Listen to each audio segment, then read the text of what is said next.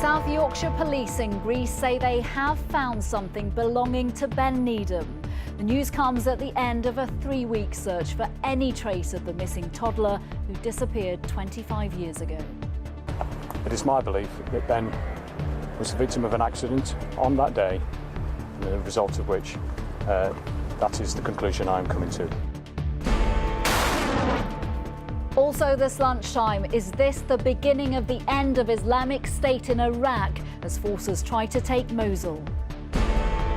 Quick compensation for births that go wrong because of NHS mistakes, but will it lead to better maternity care? And Manchester prepares for its Rio parade, celebrating our record-breaking Olympic and Paralympic stars.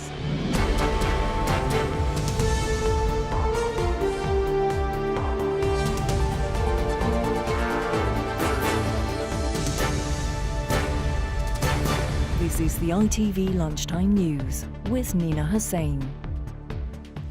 Good afternoon. After 3 weeks of searching, South Yorkshire police say they believe the missing toddler Ben Needham did die in an accident.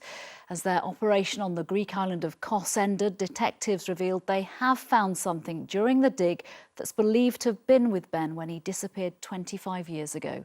Our reporter Duncan Wood is on the island. Duncan, take us through exactly what the police have said today. Nina, an incredible development this afternoon on the 20th day of a 21-day search. They have found something that can be directly linked back to Ben Needham's disappearance more than 25 years ago. They found it right here on Saturday morning. Now, this is Site 2. At the moment, it's earth, rubble, it's twisted metal and concrete. But just a few yards away from where we're standing, that's where they found the item. They showed it to the Needham family. They broke down. Now, we do not know what it is. What we do know is that when Ben vanished, he had 2 toy cars with him. The police will not confirm whether they found one of those cars or not, but they're taking an item back to the UK for more testing. What they will say is they're now convinced that Ben Needham is dead. It is my belief that Ben was the victim of an accident on that day, and the result of which that is the conclusion I am coming to, yes. Can you tell us what the item was? I can't at this stage, no. Have you found one of his toys, perhaps? I can't specify what it is at this stage. But the family have been shown the item, and given that, it is my belief that it is something that was in Ben's possession the day he disappeared. Duncan, this is obviously a terrible time for Ben's family. As you said, they've already broken down when they saw that item. Exactly, Nina, yes, and they wanted some kind of closure. Ben's remains haven't been found, but now they have something tangible to hang on to. They know that something connected to Ben was found here on Saturday morning, and sadly they now have to come to terms with the fact that their little boy died here on the 24th of July, 1991. Duncan Wood, thank you very much. Thank you. A military operation to recapture the Iraqi city of Mosul from so-called Islamic State has begun. Artillery began firing on the city in the early hours and tanks are closing in. Islamic State took control of much of northern Iraq in 2014 when it moved across the border from Syria. But after years of fighting and coalition airstrikes, Mosul is now the terror group's final foothold in the country. Juliet Bremner reports on the big push to drive them out. As dawn broke to the east of Mosul, the Kurdish Peshmerga forces began their assault. Tanks and men moving towards Iraq's second city. The preparations have been underway for months. Spirits amongst the Kurdish fighters seemed high. Today, we're going to fight until we die. They are part of a complex global coalition against so-called Islamic State.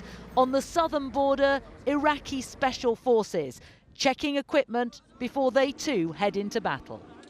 As the artillery began to fall on the city of between 1 and 2 million civilians, the Iraqi Prime Minister addressed the people of Mosul directly.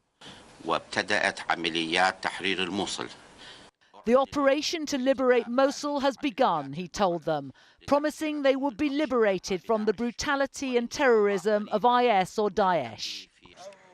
The plan is to encircle the city from the north, south and east, leaving an escape corridor from the west for those still trapped. Troops taking part in the assault on Mosul must expect fierce resistance from around 4,000 so-called Islamic State fighters still in the city. You have really an overwhelming force applied by the coalition.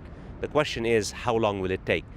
One point must be made very clear. This is the beginning of a multi-layered, complex campaign. The fight will not start for Mosul till the end of November or the end of December. My take on it is that ISIS will fight to the last man. They will have aerial cover from the US-led Western coalition. This includes planes flown by the RAF. All those involved believe victory would signal the end of so-called Islamic State in Iraq. Juliet Bremner, ITV News. A group of refugee children, including some displaced by the war in Syria, have arrived in Britain. The 14 have come from the so-called jungle camp in Calais as part of a Home Office plan to allow unaccompanied children to come here. Our reporter Richard Pallow is at the Home Office Processing Centre in Croydon. Richard, what will happen to these children now? Well, at the moment they are inside having their initial meetings with Home Office officials. It will be the first of many. And as they arrived here about an hour or so ago, they were actually clapped into the building by a group of well-wishers who had gathered here. From what I could see, all 14 of them were boys and all 14 of them were roughly of teenage age. Now, they've all got family here in the UK. I understand that many of them won't be reunited with their parents and such. Instead, their cousins or nephews of extended family. And they'll get to meet that family later in most cases, although so last minute was all of this that I understand some of the family simply can't get here to Croydon in time to be reunited. Now, the focus after today, I think, will become on those eligible to come here under the Dubs Amendment, which are basically the most vulnerable, the ones in Calais as the camp is due to be shut down very soon, those underage, the young girls. That is what the focus is very much now on. And earlier, the former Archbishop of Canterbury, Dr. Rowan Williams, told me that is the urgent thing that everyone needs to look at. The urgency is, I think, beyond any doubt, beyond any dispute, because, as we say, the camp is being demolished probably within the next 10 days. And last time there was the demolition of some section of the camp, over 100 children went missing, unaccompanied children went missing in the process. Clearly that's not acceptable. We need to have these procedures in place very quickly, very dependably, within the next few days. And some of those he talks about, he says, are as young as 8, and there's an urgent question being written to the Home Office for 30 in particular that they want an immediate ruling on because they fear for their lives if that's not done. Richard Pallow in Croydon, thank you. Next, the Health Secretary has announced a new compensation scheme for parents in England whose children are injured or die at birth. Currently, families can be forced to wait for up to 11 years for a court settlement, but Jeremy Hunt says the new voluntary scheme would mean lessons could be learnt more quickly after failings. Midwives welcomed the plan but said long-term issues with maternity funding still need to be addressed. Our political correspondent, Paul Brand, reports. Congratulations. Thank you. So easy to go over. Yeah, lovely. For Jeremy Hunt, maternity care mixes the professional with the personal. I felt sorry for my wife because when we had our number 3, I was health secretary. Oh, right. But today his focus is on other parents who don't get the care they need, promising faster compensation when mistakes cause a baby's death or disability. We put parents through the agony of a court battle that for a brain-injured baby will take an average of 11.5 years, at precisely the moment when they're coming to terms with the massive challenges of bringing up a disabled child that they weren't expecting to have to do. And we want to see if there's a more humane, fairer way for them to get compensation earlier. Lauren Petrie is one of those welcoming the new option of using a compensation panel instead of a lengthy court case. Her baby died shortly before she gave birth. Parents need answers, and they also need to know that something's going to be done for the next time. So when you have a situation where your baby's died and you don't get those answers and you don't really ever get to the bottom of why it's happened, and you feel like, from a parent's perspective, that it's almost being brushed under the carpet a little bit. Almost 7 in every 1,000 babies die in England shortly before or after birth, one of the worst rates in the developed world. And every year, 500 cases of negligence are looked at, costing NHS England £500 million compensating for its mistakes. Last week, MPs discussed the personal pain parents suffer with this powerful speech from Vicky Foxcroft. I got to hold her then for the first time until her heartbeat eventually stopped. She stayed alive for hours. I never wanted to let her go. Many are pleased the Health Secretary's promising better safety and training, but midwives want more than that. What I'd like to see is a real plan to increase the numbers of staff working in maternity services, and also to make sure that staff morale is high so that we retain the midwives that we're training. The Health Secretary is keen to be seen helping staff, promising a more open system will give parents honesty and protect the midwives' honour. Paul Brand, ITV News. Our health editor, Rachel Younger, joins me now. We know the rate of stillbirth in the UK is persistently high. Will these announcements, these changes make a difference? Well, they are something I've talked to the Health Secretary about on a number of occasions, and the one thing I don't doubt is his personal commitment to trying to ensure that hospitals are able to learn from their mistakes. And the thinking behind this makes sense, doesn't it? If doctors and nurses don't have the threat of litigation hanging over them, then they should be able to speak more openly and hopefully find a way to ensure that these terrible tragedies do not happen again. Now, whether that's actually translated to improvements so far is a far more contentious point, given the enormous funding pressures the NHS is under. And the National Maternity Review earlier this year pointed out that almost all hospital units in the UK, maternity-wise, are running at capacity. Many community-based services are under threat. It's my understanding that there are at least 6 maternity units that are threatened with closure at the moment. So despite the Health Secretary's very best intentions and his personal commitment to this, I think it's fair to say there is still an enormous mountain to climb. Rachel Younger, thank you. Still to come this lunchtime, we're in Manchester, ahead of a parade to celebrate our Olympic and Paralympic stars. I'm live in Albert Square. 150,000 people are expected to line the parade route later to celebrate Britain's record-breaking Paralympians and Olympians.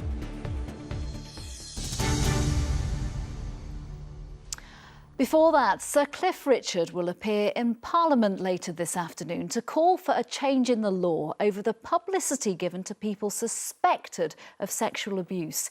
He's upset about the treatment he received when his house was searched by police officers and his name was all over the media for crimes he never committed. Now he's one of a growing number of high-profile people to call for anonymity unless someone is found guilty. They are some of Britain's best-known names, wrongly accused of some of the most serious sexual offences. Their careers damaged, if not destroyed, their reputations raked over in the press, which is why they want a change in the law. Sadly, as an MP, sometimes you have a target on your back. Of course, she remains anonymous. The law on anonymity does need to be reviewed. But what of those who are convicted? Victims of Rolf Harris and Stuart Hall only came forward after their names were made public, strengthening the prosecution's case. So now, if you'll excuse me, I'd like to get back to work. Thank you. What's your message to your accusers? After his acquittal, Coronation Street's Bill Roach said there were no winners in sex abuse cases. But whether it's right to name a defendant before conviction remains a fight neither side wants to lose. Well, I'm joined now by Rachel Criss, the co-director of End Violence Against Women, who is against a change in the law. Thank you for coming in. Why? Why are you against a change? Well, we know that rape and sexual abuse cases are incredibly hard to prosecute as they stand at the moment. We've seen in cases like that involving Max Clifford and Rolf Harris that it was only when there was publicity surrounding the case that victims really felt able to come forward. And we've heard from Jimmy Savile's victims that they thought they were on their own, they were the only ones, and no one would believe them. But because of cases like this, shouldn't all the authorities, the police, the CPS, the legal system, just really be encouraging those victims, any victims, to come forward at any time? But that shouldn't be to the detriment of innocent people being accused of crimes they didn't commit. Well, it's certainly important that we all encourage people to come forward. But we also have to remember that quite often victims don't know that there are other people involved. And when they hear that other people have been involved, they're much more likely to come forward. But some victims do come forward when we've found somebody guilty in the judicial system. Then they come forward. Yeah, and it's very important that we remember that everyone is innocent until proven guilty. And I think particularly the treatment that Cliff Richard experienced was really traumatic for him. And questions need to be asked about whether the media dealt with that correctly and whether he was treated extremely badly. But that doesn't take away from the fact that we have 85,000 rapes in the UK. Very few go to the police, even fewer reach conviction. And we're worried about any barriers put into the way of that happening. As you say, innocent until proven guilty, but is the problem that the perception of some of these people accused of some of these crimes, that even when there are no charges brought, there is no case to answer, there is still that perception of potential guilt, of no smoke without fire. And I think we all have a job to do in taking that away. We must keep repeating that these people haven't been convicted of a crime, that they're innocent of that crime. And so that's really important. But we also must remember that we have an open justice system in the UK. It's really important that the police can use their discretion and highlight when someone's been accused and in fact get other people to come forward. Rachel Chris, thank you very much for coming in. Thank you. A hard Brexit will impact on Britain's favourite foods. According to the former Deputy Prime Minister, Nick Clegg says fears over the price of Marmite are just the tip of the iceberg, with the cost of chocolate, cheese and wine all likely to soar if the UK leaves the EU single market without a new trade agreement in place. And hundreds of new homes have been granted planning permission despite warnings they'll be at risk of flooding. The Environment Agency says that in the last 5 years, more than 1,200 properties have been given the go-ahead against their official advice. Great Britain's Olympic and Paralympic stars will parade through Manchester later this afternoon to celebrate their record-breaking performances at the Games in Rio. More than 150,000 people are expected to line the route of the parade, which will mark the official homecoming for our successful athletes. They include the Brownlee brothers, Alistair and Johnny, who won gold and silver in the triathlon. There too will be Britain's most successful Paralympian, Dame Sarah Storey, who won a cycling gold. Spectators can also catch a glimpse of Britain's most successful female boxer, Nicola Adams, who won gold in the women's flyweight division. The double medal-winning Paralympic swimmer Ellie Simmons has been tweeting about how excited she is about taking part. And it'll be a chance for fans to say an Olympic goodbye to heptathlete Jessica Ennis-Hill, who announced her retirement from athletics last week. Well, also there is our reporter Amy Lewis, who will be doing her best to keep up. Amy. Yes, Nina, will all finish later on this evening here in Albert Square with a concert. The Kaiser Chiefs are on stage behind me just doing their final sound test. There'll be 14 parade floats bringing the athletes here throughout late afternoon, and I'm pleased to say that I'm joined by one of them, Niall Wilson, who got a bronze medal in Rio, to gymnast. How much are you looking forward to this afternoon? Oh, it's so exciting. A few weeks back I got to experience the Yorkshire Parade, and if it's anything like that, it'll be an absolutely incredible day, and it's a chance for us all to celebrate what was an incredible summer. The fans to come and see us guys, but also us lot to have a chance to thank everyone who supported us back here in Britain. So it's exciting. How important is it to have parades like this? Oh, it's so important, like I said, so we can all come together. The Olympic Games brings the country together, and sport really does that. And like I say, it's going to be a fantastic day. The weather's looking good so far, so hopefully, fingers crossed, it stays like this. And really, really excited. And what reception are you expecting today? Oh, well, if it's anything like the Yorkshire one, I'm sure there'll be lots and lots of people here cheering and screaming, and it's a great feeling for us, to know that we've done our country proud, and it's an honour to be a part of something like this. Just finally, has the success of Rio sunk in? Not quite. I mean, I was very quickly back to reality, back to the gym, back training. I'm only young. It was my first Olympics, and to come on with a medal was a dream come true. And now I'm looking at the future. Niall Wilson, thank you very much. Well, he will be one of 300 athletes on board the floats later on. It will all finish here around about 5:30, and they are expecting some reception, and the weather at the moment is pretty good. Fingers crossed. Amy Lewis, thank you. Finally, a group of mothers who were determined to fight for justice for all those affected by the Hillsborough tragedy have been honoured this lunchtime. They've been given a special award at the Women of the Year ceremony. Accepting the award, Margaret Aspinall, whose son James died, said it's a recognition of how strong all the women had to be. Sally Lockwood reports. The most powerful woman in the country, recognising the power of the women of Hillsborough. But it's thanks to their grit, their determination, their courage, that we now know the truth. Several of the mothers who fought tirelessly for justice for their children were here today to see Margaret Aspinall accept the Women of the Year special award on their behalf. I remember years ago and think women we're the strongest men. I think they've proven an awful lot. They're a lot stronger in some ways. You've said yourself that you've struggled to celebrate anything since James died. How does it feel today receiving this award on behalf of the Hillsborough families? We all think of our loved ones each day, you know.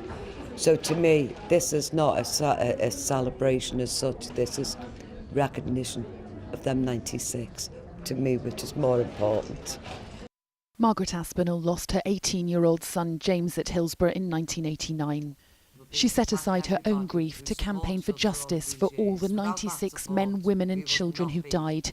And this year they finally got the truth they fought so long for, that their loved ones were unlawfully killed. And a standing ovation for them today was a show of support from women across the country, many of them mothers. Women are not always great at shouting about what they do. So many people do so many great things and it largely flies under the radar. And that's why, you know, in the case of the Hillsborough families, it was such a long and tough fight and they never gave up. It's not the life these women would have chosen, but their fight for truth and justice will inspire generations. Sally Lockwood, ITV News.